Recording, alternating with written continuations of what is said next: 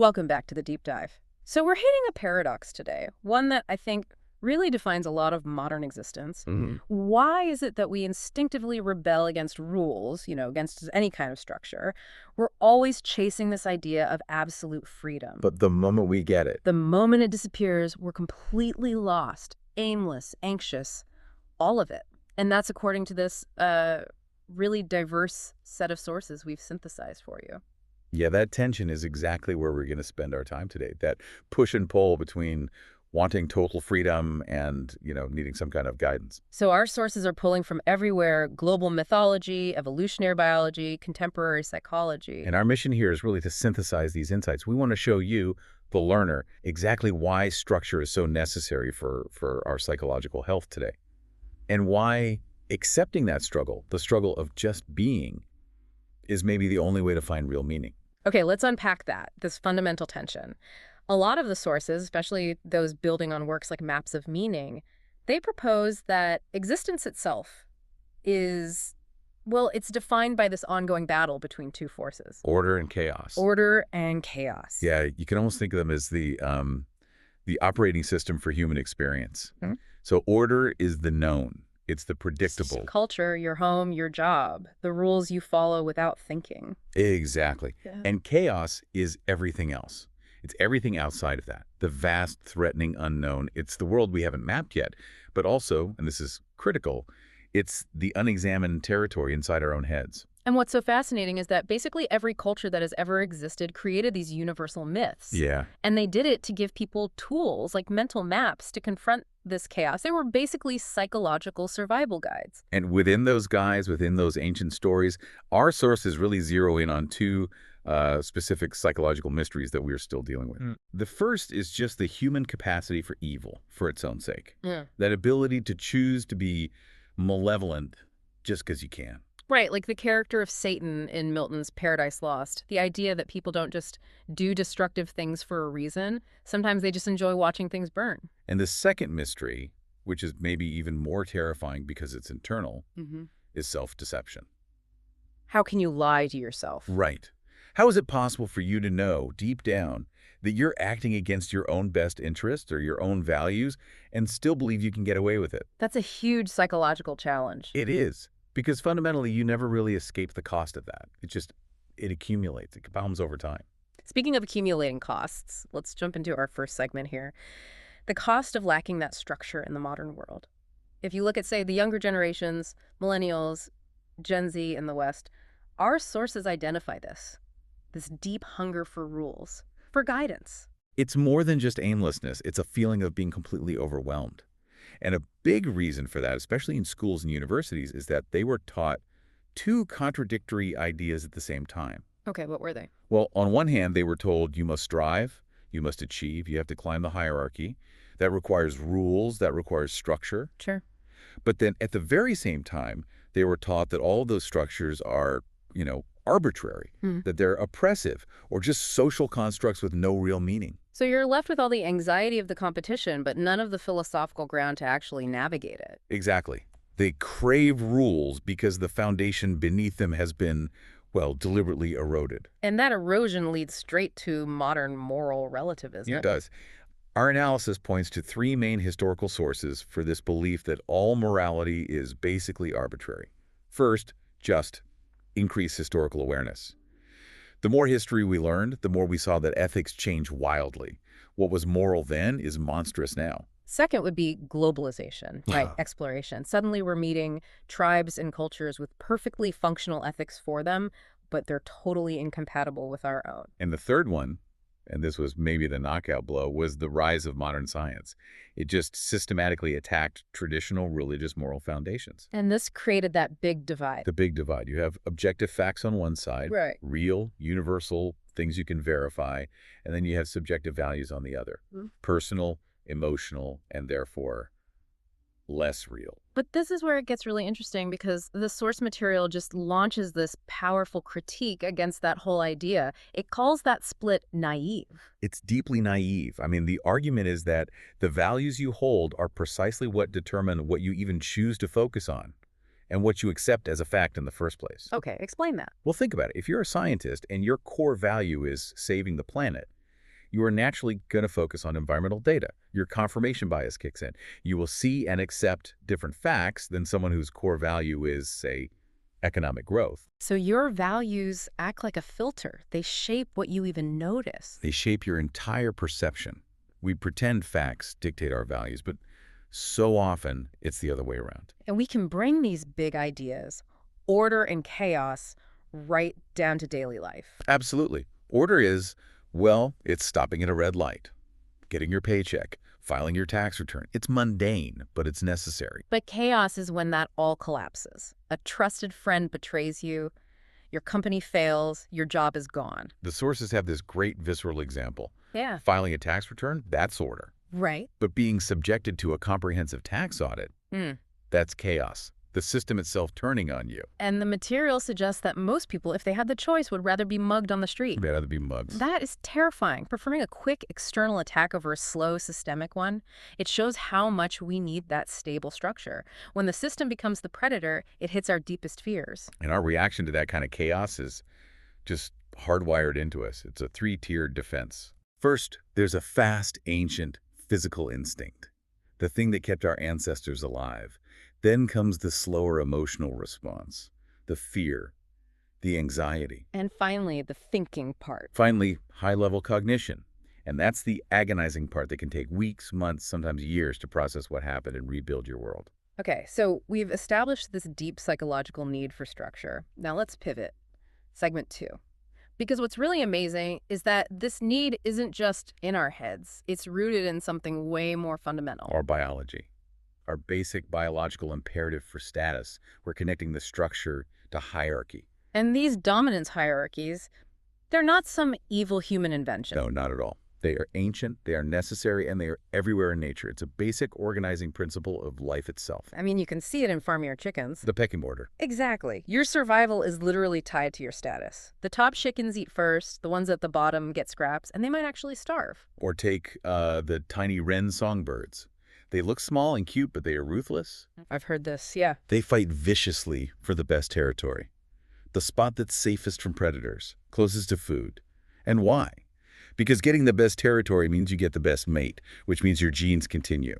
Status isn't about ego, it's about life and death. And this is where I want to talk about the neurochemistry, because it makes the connection between biology and our own feelings of status just undeniable. Yeah, the role of serotonin and octopamine, you can see it perfectly in crustaceans like lobsters. So what happens? When a lobster wins a fight, its brain gets a flood of serotonin. It stands up tall, it looks confident, it's less reactionary. And if it loses? Octopamine levels go up, it hunches over, it gets defensive, it literally goes and hides. And this isn't just about lobsters. The sources argue that same ancient wiring is in our brains right now, constantly monitoring our social standing. It's always assessing our importance based on how others treat us.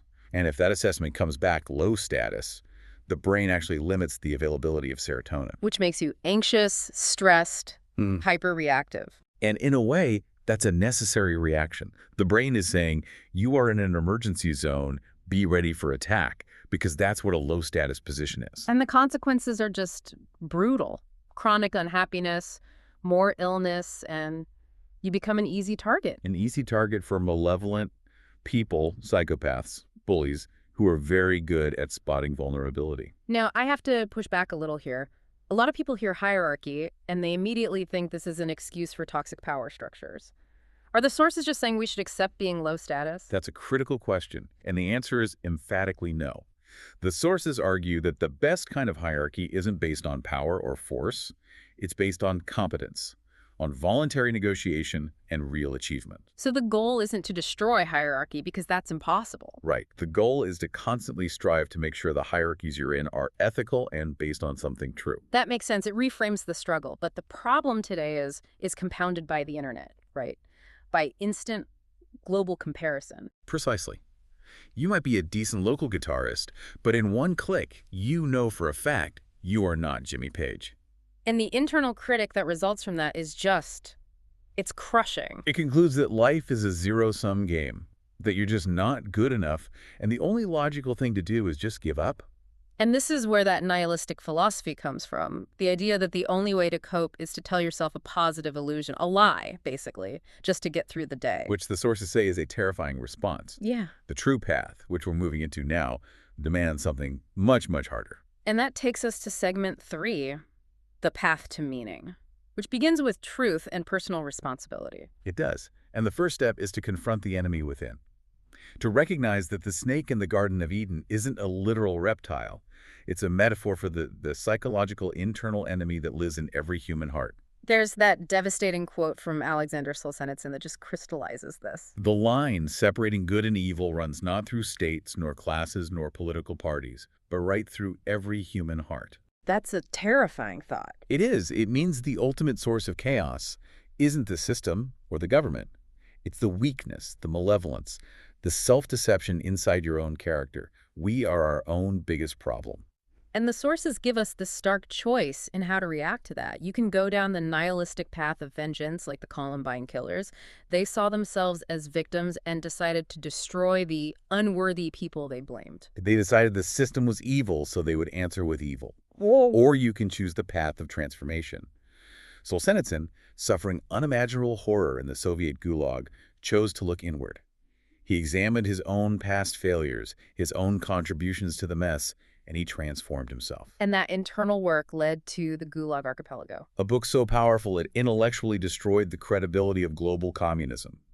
He faced the external horror by fixing the internal rot first. So the choice for you, the individual, is always meaning over convenience. Life is struggle. That's the deal. The convenient path is to follow your impulses, lie, cheat, steal, as long as you think you can get away with it. But the path of meaning requires you to accept the crushing responsibility of being. It means choosing to stand up straight. And that's not just physical posture, it's a moral, a psychological imperative. It's willingly taking on the burden and saying, I will carry this. And to make this practical, the sources say we have to start by treating ourselves like someone we are actually responsible for helping. Not some abstract idea, but a real person whose future depends on you. Right now. And to pay attention to our emotions, that feeling of anger or resentment. Yes. We usually blame it on others, but often it's a useful signal. It's telling you that your integrity is being threatened and you need to take firm action to avoid becoming a victim. So what's the first practical step? It's actually pretty simple. You ask your inner critic, is there one small, chaotic thing in my life I could fix right now? Maybe it's a messy drawer, an unmade bed, a phone call you've been putting off. And when you voluntarily choose to confront that little piece of chaos, you gain proactive knowledge. You expand your little territory of order. You build competence. And that improves your status, your confidence, your serotonin. This is why focused consciousness is so vital. There's this memorable case study in the sources, a patient called Miss S. Oh, yeah. She was completely lost in chaos. And when she was asked for a resume for a job, she came back with a 50-page portfolio. 50 pages, bound in a folder with colored tabs. And it was filled with book summaries, dream analyses, sections called My Dreams. It was completely fragmented. She was desperately searching for a story to give her life meaning. But she couldn't see the one thing she needed to do, which is just create a simple professional document.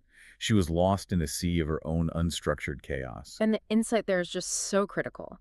If you aren't actively being the hero of your own story, you are doomed to play a minor and probably tragic role in someone else's. And the power to become that hero comes from a commitment to truth. The sources suggest that if you make a voluntary commitment to stop lying, just stop even with your limited knowledge, that commitment itself starts to reorganize your reality. It creates new possibilities that were invisible before. Think of the laptop analogy. Your laptop isn't one object. It's a nexus of systems, the power grid, the factory, the software. When you set a clear, advanced, truthful goal, like I want a better life, your mind starts filtering the world differently. It starts seeing all the things that can help you or oppose you. That information was always there. It was always there, but you couldn't see it until you set the destination. This isn't magic. It's just the power of focused, truthful consciousness organizing chaos into a new, meaningful form of order. So, to synthesize the takeaways, the sources remind us that, yeah, existence is struggle. Hierarchy is a real, ancient thing. But you, the individual, have this unique power through your consciousness and your language to negotiate your place, to create meaning by choosing responsibility and truth over the convenience of lying to yourself. And our sources highlight this one tragic fact. So many people care more about their pets than they do about themselves. Yeah. Why? Because the innocent pet is seen as worthy of care. But the self, having made mistakes, is judged as fallen, as undeserving. Hmm. So here's the thought for you to carry forward, the central question for the learner. The problem isn't whether you deserve respect, it's how to earn it back. If you were to live and speak truthfully, you might start to walk with integrity again. You might begin to treat yourself and the world with the respect they deserve. And that leads to the ultimate question the sources force us to confront. What truth must you speak today to prevent a worse outcome tomorrow? In other words, what lie must you extinguish right now before the suffering it guarantees drags you even further down that endless descent?